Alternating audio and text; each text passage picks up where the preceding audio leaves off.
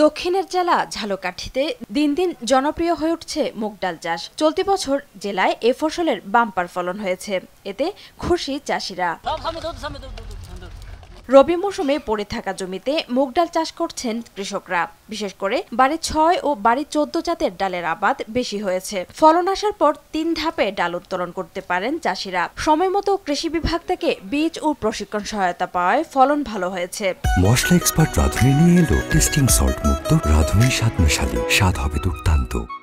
আমি মুগ ডাল চাষ করি, আর আমরা মুগ ডাল চাষ করার জন্য খুব আগ্রহী, আর চাষ করতেছি। সাথে কর জায়গায় আমাদের ফলন খুব ভালো হয়েছে।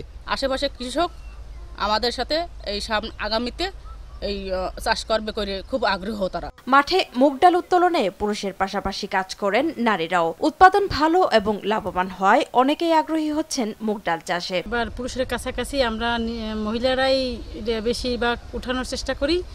আর সকালবেলা তুলি, আর সকাল আর বিকাল 2 বেলাই তুলি।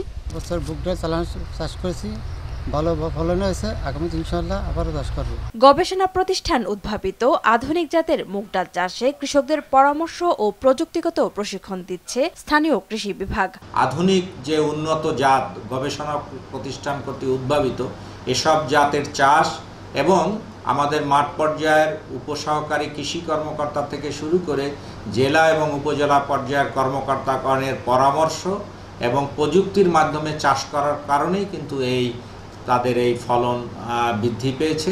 জেলায় এবছর ২৫০০ হেক্টর জমিতে মুগ ডাল আবাদ হয়েছে, যার বাজার মূল্য ৪০ কোটি টাকা হবে বলে আশা কৃষি বিভাগের। সৈয়দা সামিয়া তামান্না, RTV।